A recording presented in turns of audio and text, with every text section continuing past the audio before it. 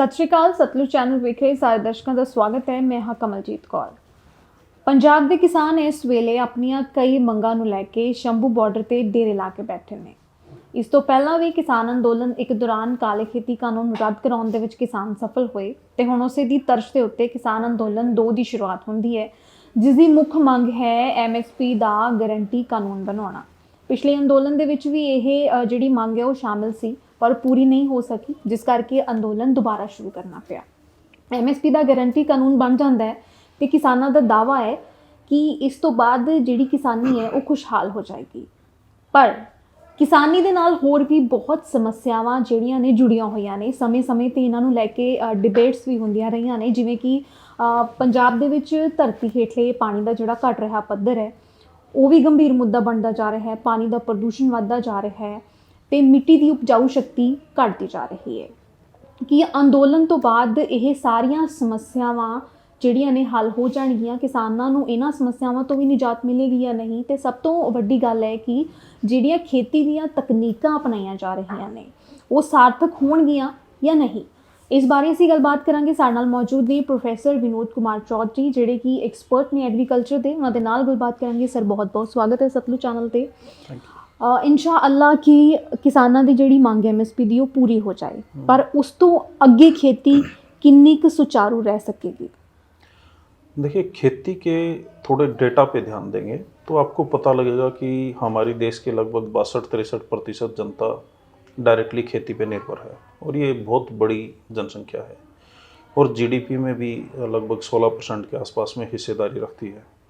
तो GDP के number से ये सारी स्टोरी समझ में नहीं आएगी। इसके साथ साथ में कुछ और डेटा जो रिसेंटली रिलीज़ हुए हैं वो बताते हैं कि 4000 हमारे किसान हर रोज़ खेती छोड़ के झुग्गी बस्तियों में, धक्का बस्तियों में जाने को मजबूर हैं और उनके लिए ये इतना पेनफुल एक्सपीरियंस रहता है कि किस तरीके से हम एक नई जगह पे जाके खेती छोड़ के मजदूरी को हम चालू करें और वो बड़ा पेनफुल एक्सपीरियंस है। तो 4000 किसान हर रोज़ खेती छोड़ रहे हैं। एवरेज जो इनकम है किसानों की वो 6500 रुपये के आसपास में है। मतलब 48-50 रुपया पर डे पर हेड खर्चा कर सकते हैं किसान। तो वो भी बड़ा मुश्किल है उनको कि स्वास्थ्य, खेती और अपना एजुकेशन पे वो खर्च कैसे करें। इसके साथ साथ में अगर पूरी दुनिया की पॉलिसी देखेंगे तो पॉलिसी में ये साफ साफ नज़र आता है कि किसानों के लिए ये दौर बहुत खतरनाक है, क्योंकि कॉरपोरेट पूरी दुनिया की किसानी पे कब्जा करना चाह रहा है और उसी के लिए पॉलिसी बन रही है। रिसेंटली फ्रांस में, जर्मनी में, अभी और भी 7-8 यूरोपियन देशों में और अमेरिका में भी और जो ऑस्ट्रेलिया वगैरह है वहाँ पे भी जो किसान हैं वो प्रोटेस्ट कर रहे हैं। और सबका, पूरी दुनिया के किसानों का लगभग एक ही मुद्दा है कि जो उनकी पैदावार है, जो कि हमारे जीने का बेस है, खाने बगैर तो हम नहीं जी सकते हैं। पेप्सी, कोला, बिस्किट वगैरह के लिए बाद में तो हम जी सकते हैं, उनसे हमें कोई ज़्यादा ज़रूरत है नहीं उनकी, लेकिन खाने के बगैर नहीं जी सकते हैं। जो मोस्ट एसेंशियल प्रोडक्ट है उसका पैदा करने वाला जो अन्नदाता है उसको मिनिमम बेसिक इनकम भी नहीं मिल रही है और ये पूरी दुनिया का हाल है। इसका मतलब है कि वर्ल्ड ट्रेड ऑर्गेनाइजेशन जो है वो इस तरीके का प्रोग्रामिंग करता है, पूरी दुनिया में पॉलिसी बनाता है अपने ऑर्गेनाइजेशन के माध्यम से कि खेती बर्बाद किया जाए या धीरे धीरे जो खेती पे दबाव है उसको ख़त्म करके किसानों को शहरी मजदूरों में तब्दील किया जाए, उनको ड्राइवर बनाया जाए, JCB ऑपरेटर बनाया जाए, मजदूर बनाया जाए या शहरों की सेवा करने के लिए उनको लेके आया जाए। और ये जो थ्योरी है जिसको अमेरिकन ड्रीम हम बोलते हैं, वो इंडिया में भी लागू करने के लिए हमारे पॉलिसी मेकर्स हैं वो लगे हुए हैं। क्यों उनको ये महसूस नहीं हो रहा है कि हमारा देश अलग है, अमेरिका अलग है, वो अपने अलग तरीक़ों से चलते हैं। अगर हम खेती को बचाते हुए और चीज़ों को डिसेंट्रलाइज करके हर गांव देहात में छोटे छोटे रोज़गार के धंधे और MSME के अंडर कुछ छोटी छोटी फैक्ट्रियां हम लगा के वहाँ से अगर हम बिजनेस करेंगे तो हमारा देश ज़्यादा सस्टेनेबल होगा। जो अमेरिकन ड्रीम है वो अमेरिका में भी फेल हो रहा है, वहाँ पे भी गरीबी और भुखमरी बढ़ रही है और हमारे देश में भी ग्लोबल हैंगर इंडेक्स की जो रिसेंट रिपोर्ट है वो बताती है कि हमारा देश 111वां नंबर पे पहुँच गया है, जो कि पाकिस्तान से भी खराब हालत है।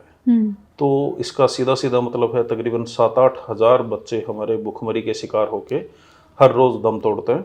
लगभग 20 करोड़ लोग भुखमरी के शिकार हैं। डायरेक्ट, जो लगभग दिन में एक ही बार खाना जिनको मिलता है। ਪੰਜਾਬ ਦੀ ਗੱਲ ਕਰੀਏ ਸਰ ਤੇ ਕਿਸਾਨਾਂ ਦਾ ਕਹਿਣਾ ਹੈ ਕਿ ਜੇ ਸਾਨੂੰ ਐਮਐਸਪੀ ਮਿਲਦੀ ਹੈ, ਐਮਐਸਪੀ ਕਾਨੂੰਨ ਗਾਰੰਟਡ ਹੁੰਦਾ ਹੈ ਤੇ ਸਾਡੇ ਸਾਰੇ ਮਸਲੇ ਹੱਲ ਹੋ ਜਾਣਗੇ। ਅਸੀਂ ਫਸਲੀ ਵਿਭਿੰਨਤਾ ਯਾਨੀ ਕਿ ਕ੍ਰੌਪਸ ਡਾਈਵਰਸਿਫਿਕੇਸ਼ਨ ਦੇ ਵੱਲ ਜਿਹੜਾ ਸਾਡਾ ਰੁਝਾਨ ਹੈ ਉਹ ਵਧੇਗਾ।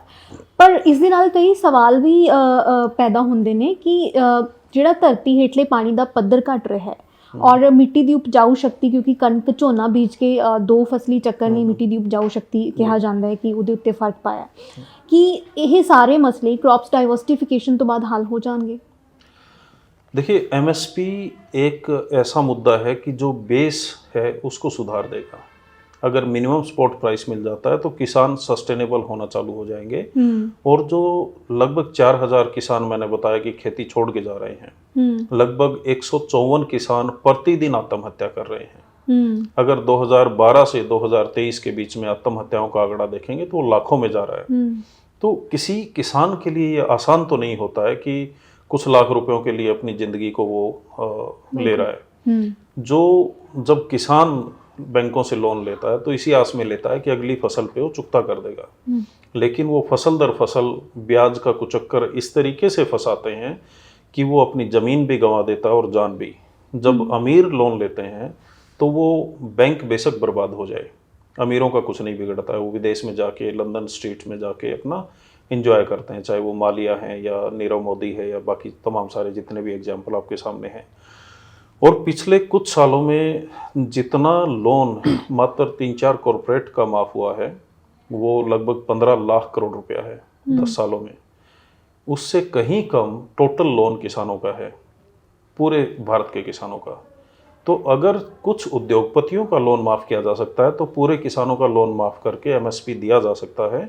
और एमएसपी देने से सरकार को ये ज़रूरी नहीं कि वो खरीदेगी सारा अनाज, और खरीदेगी तो बेचेगी, आग नहीं लगाएगी वो। या तो पब्लिक डिस्ट्रीब्यूशन के तहत लोगों में बटेगा या फिर आगे सेल आउट करेंगे। इसका मतलब है सरकार के ऊपर कोई बहुत बड़ा भार उससे नहीं पड़ने वाला है। और जब सरकार एमएसपी इंश्योर करती है तो इसके साथ साथ में जो कॉरपोरेशंस किसानों का अनाज खरीद रहे थे वो उस मिनिमम प्राइस से नीचे नहीं खरीद पाएंगे। तो ये तो हो गया बेस का काम। इतना तो जमीन तैयार करने के लिए, किसानों को जिंदा रहने के लिए आपको करना ही होगा, मतलब हेल्पफुल साबित होगी एमएसपी। तो फिर दूसरा जो आपका क्वेश्चन था कि जो हमारा पानी खराब हो गया है और वातावरण और तमाम सारी चीजें, उसके लिए हमने फसल विविधीकरण अपनाना पड़ेगा। उसका हमारा जो कार्बन है जमीन का वो 0 पे आ गया है। 0 कार्बन का मतलब है कि बिना यूरिया डीएपी के हम खेती कर ही नहीं सकते हैं। और 2030 के बाद में जो क्लाइमेट चेंज और ग्लोबल वार्मिंग की कंडीशंस हैं उसमें हो सकता है कि हम 1 एकड़ में 1 बोरी अनाज उगाने लायक भी ना बचे। तो इसके लिए आज ही जागरूक होना पड़ेगा। जो पानी है जमीन का उसको बचाना पड़ेगा, कार्बन जमीन में दोबारा से इंस्टॉल करना पड़ेगा, यूरिया डीएपी पे निर्भरता तेजी से कम करनी पड़ेगी। और जो गेहूं धान के चक्कर में हम फंसे हुए हैं, अगर किसानों को दूसरी फसलों का अच्छा दाम मिलता है, जैसे हम लाखों टन सरसों हमारे विदेशों से इंपोर्ट करते हैं, पाम ऑयल इंपोर्ट करते हैं, क्या हम सरसों, पाम ऑयल या दूसरे तेल हम अपने देश में नहीं उगा सकते?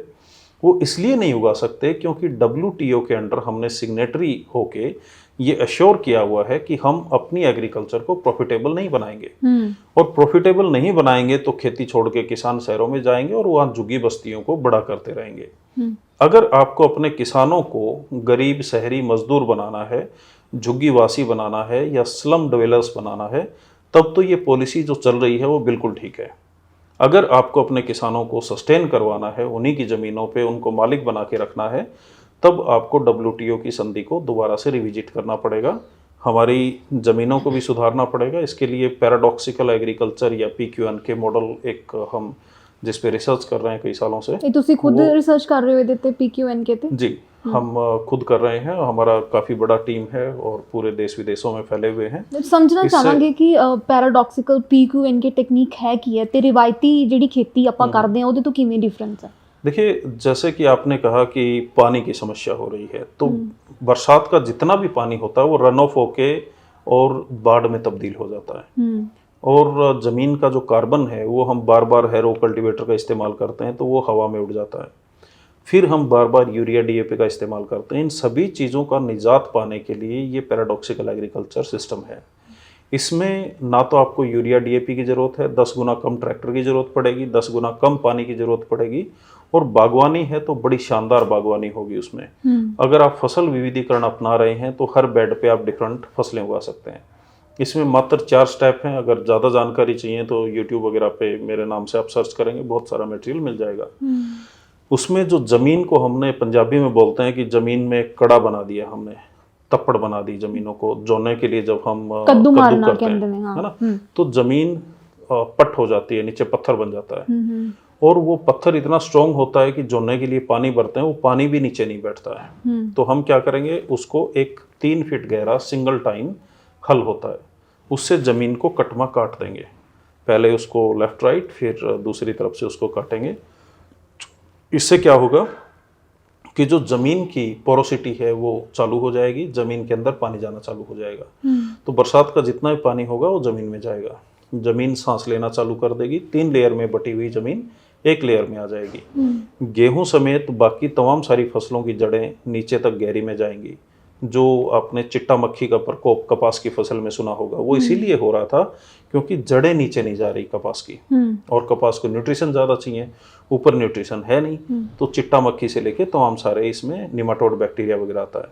तो फिर हमने क्या किया, इस ज़मीन को काटा, इसमें एक बार पानी भरा, उसके बाद में जब बत्तर आ जाती है ज़मीन तो उसमें बेड बना देंगे।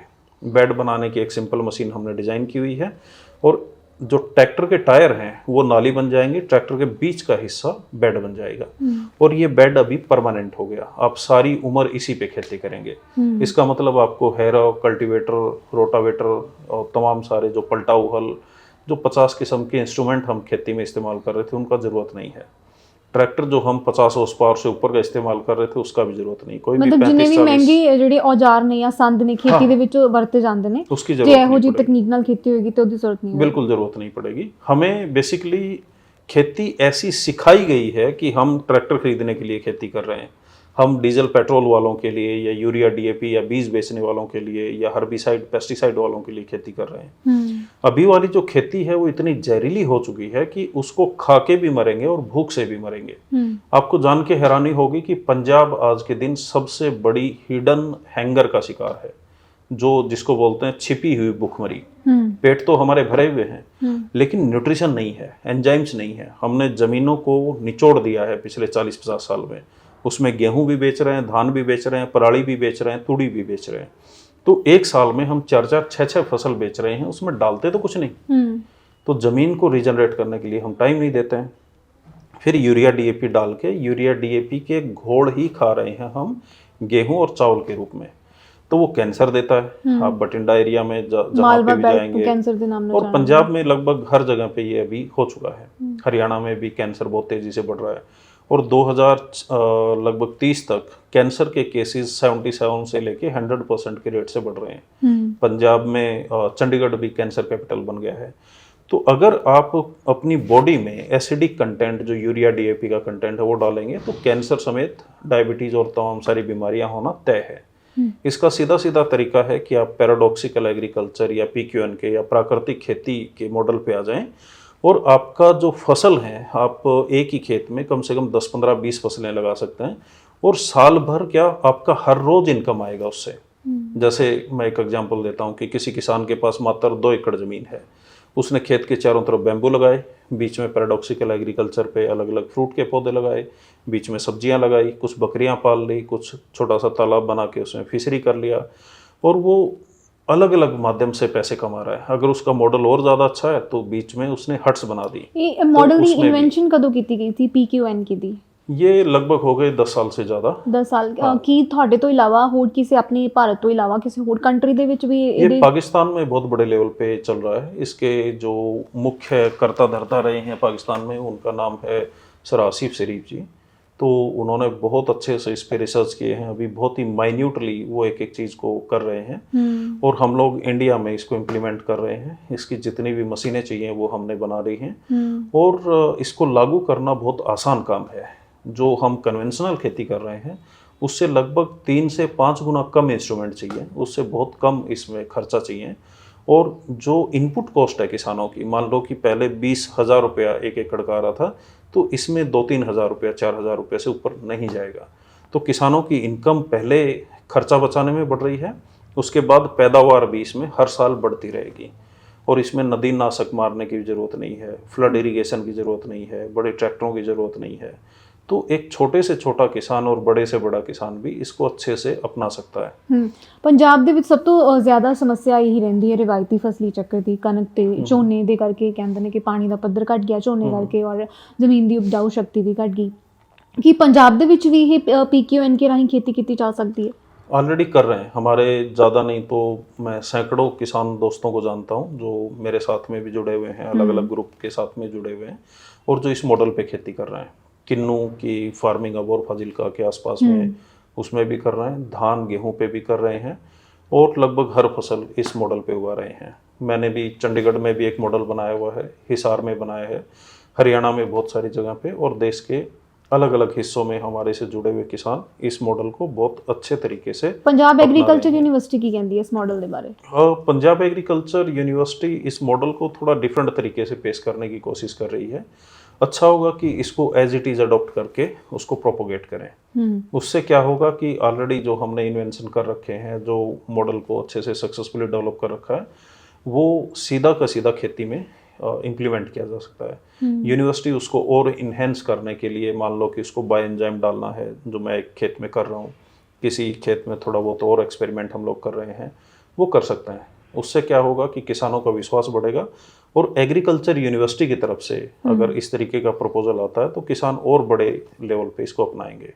हम तो यहाँ पे इन्वायरमेंटल सोशियोलॉजी के तहत ये रिसर्च कर रहे हैं और मेरा पर्सनल इंटरेस्ट भी है, मैं अपनी खेती भी देखता हूँ, तो इसीलिए मैं इस ਤੁਸੀਂ ਆਪਣੀ ਖੇਤੀ ਇसी तकनीक ਰਾਹੀਂ ਕਰਦੇ ਹੋ? बिल्कुल इसी टेक्निक किस तरह का रिजल्ट आता है, झाड़ कितना क मिलता फसल दा? देखिए, झाड़ इसमें पहली साल लगभग 4-5% घटता है, मात्र 4-5%, और अगली साल से 20 से 25% बढ़ना चालू हो जाता है और हर साल बढ़ता ही जाता है। मतलब पहले साल ਦੇ ਵਿੱਚ ਥੋੜਾ ਘੱਟ ਰਿਜ਼ਲਟ ਮਿਲਦਾ ਹੈ, ਪਰ ਜਿੱਦਾਂ और अगर पहले साल में भी आपको घट रिजल्ट नहीं चाहिए तो आप यूरिया का पर टैंक 100-200 ग्राम घोल के यूरिया और DAP उसका स्प्रे कर सकते हैं। तो वो जो पहले साल भी कम हो रहा है झाड़, वो भी कम नहीं होगा, क्योंकि फसलों को और ज़मीन को इतने सालों से केमिकल का आदत पड़ा हुआ है। तो अचानक से जब हम चेंज करते हैं तो थोड़ा दिक्कत होता है, लेकिन इसमें बहुत ज़्यादा दिक्कत नहीं होता है। तो अगर आप जैसे लस्सी की स्प्रे करते हैं किसान, दूध की स्प्रे करते हैं, यूरिया का हल्का सा घोल बना के उसकी स्प्रे करते हैं, बायोएंजाइम्स अल्टीमेट चीज़ है। अगर किसी को कोई बीमारी भी है और वो ख़त्म करनी है तो बायोएंजाइम डाल के खेत सुधार लीजिए और इस मॉडल पे खेती कीजिए, उससे निकला हुआ फल, सब्जियां, फ्रूट, चटनी वगैरह आप खाएंगे तो बीमारियां भी ठीक हो जाती हैं। तो ये एक कंप्लीट न्यूट्रिशन का पैकेज है। तो हम बीमार तो तभी होते हैं जब हाँ ਕਿਹੜੀ ਫਸਲ मतलब कणक, ਝੋਨਾ, सब्जियां, दालां भी बीजियां जा सकਦੀਆਂ ਨੇ इसे तकनीक राਹੀਂ? बिल्कुल, कोई भी फसल इसमें मिलट्स बीज सकते हैं, दालें, तिलहन, दलहन, गेहूं, बाजरा, धान, जौ, जई, मक्की, ज्वार, एनीथिंग। और इसमें अगर आपको फलों वाले पौधे लगाने हैं तो और ज़्यादा शानदार चलते हैं। तो ये सभी फसलों के लिए कामयाब है, ऐसी कोई फसल नहीं है जो इस मॉडल पे ना होती हो। ਹਰੀ ਕ੍ਰਾਂਤੀ ਦੀ ਅਸੀਂ ਗੱਲ ਕਰਦੇ ਹਾਂ। ਹਰੀ ਕ੍ਰਾਂਤੀ ਦੇ ਵਿੱਚ ਪੰਜਾਬ ਨੂੰ ਹੀਰੋ ਮੰਨਿਆ ਜਾਂਦਾ ਹੈ। ਜਦੋਂ ਹਰੀ ਕ੍ਰਾਂਤੀ ਆਈ ਤੇ ਉਸ ਤੋਂ ਬਾਅਦ ਪੰਜਾਬ ਨੇ ਸਭ ਤੋਂ ਅਹਿਮ ਭੂਮਿਕਾ ਨਿਭਾਈ ਸੀ ਦੇਸ਼ ਧਿਆਨ ਪ੍ਰਦਾਨ ਕਰਨ ਵਾਸਤੇ। ਪਰ ਜਦੋਂ ਅਸੀਂ ਕੁਝ ਸਾਲ ਅੱਗੇ ਗਏ ਤਾਂ ਸਾਨੂੰ ਇਸ ਦੇ ਜਿਹੜੇ ਸਿੱਟੇ ਨੇ ਉਹ ਨਕਾਰਾਤਮਕ ਵੀ ਮਿਲੇ। ਕੈਂਸਰ ਵਰਗੀਆਂ ਬਿਮਾਰੀਆਂ ਵੀ ਹਰੀ ਕ੍ਰਾਂਤੀ ਦੇ ਨਾਲ ਜਿਹੜੀਆਂ ਨੇ ਉਹ ਹੋਣੀਆਂ ਸ਼ੁਰੂ ਹੋਈਆਂ। ਪਰ ਜੇ ਹਰੀ ਕ੍ਰਾਂਤੀ ਤੋਂ ਪਹਿਲਾਂ ਦੀ ਗੱਲ ਕਰੀਏ ਤਾਂ ਦੱਸ ਸਕਦੇ ਹੋ ਕਿ ਕਿਹੜੀਆਂ ਖਾਸ ਤਕਨੀਕਾਂ ਸੀ ਵਰਤੀਆਂ ਜਾਂਦੀਆਂ ਸੀ ਹਰੀ ਕ੍ਰਾਂਤੀ ਤੋਂ ਪਹਿਲਾਂ? देखिए, मैं अपने दादाजी से काफ़ी प्रभावित रहा, वो खेती करते थे और गांधी जी से वो प्रभावित थे, उनसे मुलाकात भी हुआ तो उन्होंने कहा कि आप खेती करके देश का भला कीजिए। तो वो शिद्दत से खेती में लगे रहे। वो 3-4 फसलें मिला के फसलें बीजते थे और लगभग मेरे घर में ज़्यादा नहीं तो 30 से 40 फसलें बीजते थे। उसमें गेहूँ और आपका जो चना, मक्का, बाजरा, जवार, जौ, जई और रागी, इस तरीके की तमाम सारी फसलें। फिर घर की ही सब्जियां होती थी, वो सब्जियां जिनका शायद आज लोग नाम भी नहीं सुनते होंगे, जैसे काकड़िया, मतीरा, काचर, टिंडसी, काली टिंडसी, टिंडा, लोहिया, इस तरीके की बहुत सारी सब्जियां होती थी जो प्राकृतिक तरीके से उगती थी। उसको बोलते थे तेड़ा की खेती। तेड़ा में क्या है, जैसे बाजरा सबसे ऊपर निकल गया, नीचे गुआर और मूंग या मोठ उसमें डाला हुआ है, और उससे नीचे बेल वाली सब्जियां डाली हुई हैं। तो एक बरसात भी हो जाती थी तो बेल वाली सब्जियां मल्चिंग करके रखती थी, और उसके ऊपर गुआर, बाजरा या मूंग, मोठ ये सब बढ़िया बनते थे, और उससे ऊपर बनता था बाजरा। तो ये 3-4 लेयर की खेती हम पहले भी करते थे। तो मेरे दादाजी के जो औजार आज भी हमारे घर पे मिल जाते हैं कई बार, तो वो जो पैराडॉक्सिकल एग्रीकल्चर जिसकी हम आज बात कर रहे हैं, लगभग वैसा ही था, है ना। क्योंकि तब जमीनें हमने खराब नहीं की थी, तो वो ऊंट के पीछे चलने वाले हल से भी बिजाई करते थे। उस टाइम तक तो केमिकल आराम का से काम इस्तेमाल भी चलते नहीं थे। किया जाता सी। केमिकल का इस्तेमाल तो 1900 हरियाणा में 1980 के बाद में ज़्यादा हुआ, पंजाब में 1965-70 के बाद में ज़्यादा इस्तेमाल होना चालू हुआ। और आपको जान के हैरानी होगी कि फ्री में केमिकल बांटे जाते थे पहले, किसानों को आदत लग जाए। और जब आदत लग गई तो धीरे धीरे, जैसे मोबाइल फ़ोन का डेटा का आपको पैसा भी देना पड़ रहा है अच्छा खासा, वैसे ही पैसा बढ़ा दिया गया। और अभी किसानों को बोला जा रहा है कि आप केमिकल छोड़िए, तो अचानक से नहीं छोड़ेगा, उनको ट्रेनिंग देना पड़ेगा। ठीक है सर, बहुत बहुत शुक्रिया साडे नाल जुड़न लई। इस सन साडे नाल प्रोफैसर विनोद कुमार चौधरी जिहड़े कि एग्रीकल्चर एक्सपर्ट ने और खुद एक खेती तकनीक PQNK यानी कि पैराडॉक्सिकल एग्रीकल्चर के उत्ते रिसर्च कर रहे हैं। नतीजे भी दसे इन्होंने कि शानदार ने। पंजाब के किसान भी इस तकनीक के उत्ते अमल कर रहे हैं। जिस तरह किसान MSP की मंग नूं लैके लगातार सरकार के अगे आडा ला के खड़े ने कि सानूं MSP का गारंटी कानून दिता जाए ताकि असीं फसली विभिन्नता अपना सकीए। ते उहदे नाल ही जेकर यह खेती तकनीक भी अपनाई जाती है तो जिहड़ा सोने ते सुहागा उहदे वाली गल होएगी। कैमरामैन सिमरजीत सिंह दे नाल कमलजीत कौर, सतलुज चैनल, चंडीगढ़।